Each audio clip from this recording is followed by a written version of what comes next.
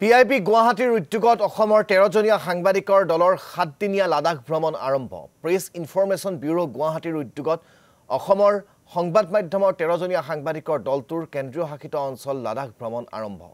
সোমবাৰৰ পৰা আৰম্ভ হোৱা এই ভ্ৰমণৰ লক্ষ্য হৈছে সাংবাদিকসকলক লাডাখৰ অনন্য সাংস্কৃতিক ঐতিহ্য, অনিন্দ সুন্দৰ প্ৰাকৃতিক সৌন্দৰ্য আৰু উল্লেখনীয় উন্নয়নমূলক পদক্ষেপৰ স্বাক্ষুক অভিজ্ঞতা প্ৰদান কৰা।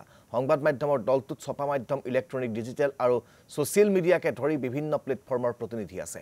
অসমৰ এই সাংবাদিকৰ দলটোক নেতৃত্ব দিছে PIB গুৱাহাটীৰ সংবাদ মাধ্যম আৰু যোগাযোগ বিষয়া স্মিতা শইকীয়াই। এই ভ্ৰমণৰ সময়ত সাংবাদিকসকলে লাডাখৰ পৰম্পৰা আৰু উন্নয়নমূলক কামসমূহ পৰ্যবেক্ষণ কৰিব।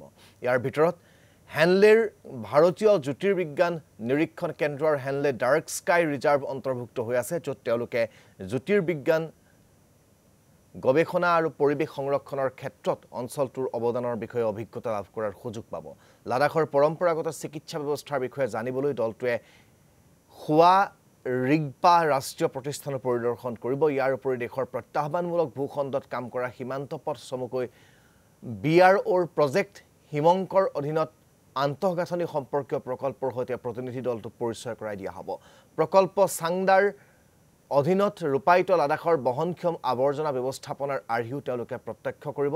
এই ভ্ৰমণত তেওঁলোকে পশ্মিনা আৰু এপ্ৰিকোট উৎপাদনৰ সৈতে জড়িত স্থানীয় সমবায়সমূহৰ সৈতে মত বিনিময় কৰিব। ফলত সাংবাদিকৰ দলটোৱে অঞ্চলটোৰ শিল্পকলা, অৰ্থনীতি আৰু জীৱিকাৰ আৰ্হিসমূহৰ বিষয়ে বিশদভাৱে জানিবলৈ সক্ষম হ'ব। অসমৰ সাংবাদিকৰ দলটোৱে সোমবাৰে কেন্দ্ৰীয় শাসিত অঞ্চল লাডাখৰ মুখ্য সচিব ডক্টৰ পৱন কটৱালক সাক্ষাৎ কৰে। লাডাখলৈ যোৱা সাংবাদিকৰ দলটোত আছে প্ৰতিদিন টাইমৰ ৰাজনৈতিক সম্পাদক নয়ন প্ৰতিম কুমাৰো।